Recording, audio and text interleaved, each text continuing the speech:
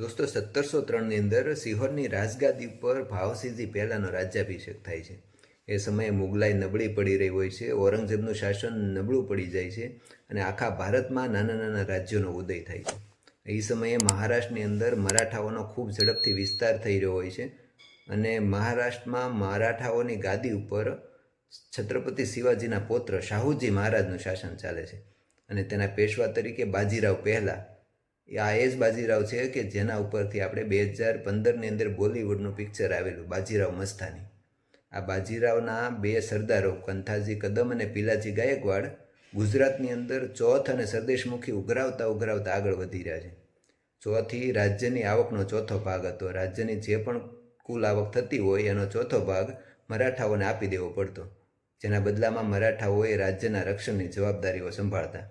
આ ચોથ અને સરદેશમુખી ઉઘરાવતા મરાઠાનો ખૂબ વિશાળ સૈન્યનો કાફલો લગભગ 80,000 સૈનિકોના કાફલા સાથે આ બંને સરદારો ગુજરાતમાં આગળ વધે છે અને સિહોરમાં ગોમતી નદીને કિનારે આવીને છાવણી બિછાવે છે.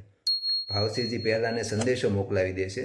1722-23ની આ વાત છે, એટલે આજથી લગભગ 300 વર્ષ પહેલાંની વાત છે. ભાવસિંહજી પહેલાંને સંદેશો મોકલાવે છે અને ખંડણી મોકલાવી દેવા માટે જણાવે છે, પણ ક્ષત્રિય વટ ખાતર, ક્ષાત્ર વટ ખાતર, શૌર્ય ખાતર ભાવસિંહજી પહેલાં ખંડણી નહીં આપવાનો સંદેશો મોકલાવી દે છે અને તેનો સામનો કરવાનો નક્કી કરે છે. આમ તો મરાઠાઓનું આટલું વિશાળ સૈન્ય હોય છે કે ભાવસિંહજી તેનો સામનો કરવા માટે સમર્થ નથી, પણ છતાં એક શૌર્યથી તેનો સામનો કરે છે.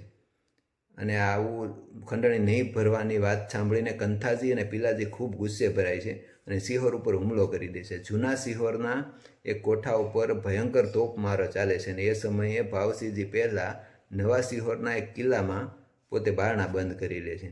3 દિવસ સુધી સતત ભીષણ તોપમારો ચાલે છે અને કિલ્લાની અંદરથી, કોઠા અંદરથી કોઈ બહાર આવતું નથી. પરંતુ ચોથા દિવસે અચાનક ભાવસિંહજી પોતાના સૈન્ય સાથે મરાઠા સૈન્ય ઉપર હુમલો કરી દે છે.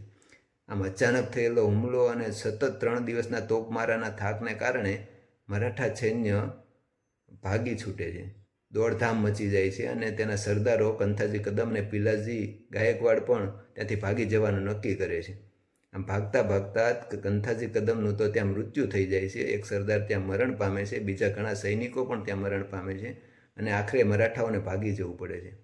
ગુનેહપૂર્વક ભાવસિંહજીએ આવી રીતે મરાઠાઓને ભગાડી દીધેલા અને ખંડણી પેટે આપવાની થતી રકમ નહીં આપીને રાજ્યનું એક આર્થિક રક્ષણ પણ કરેલું. ભાવનગરના રાજા માત્ર પ્રજા વત્સલત રાજાઓ નહોતા, પરંતુ લોક કલ્યાણકારી રાજાઓ પણ હતા.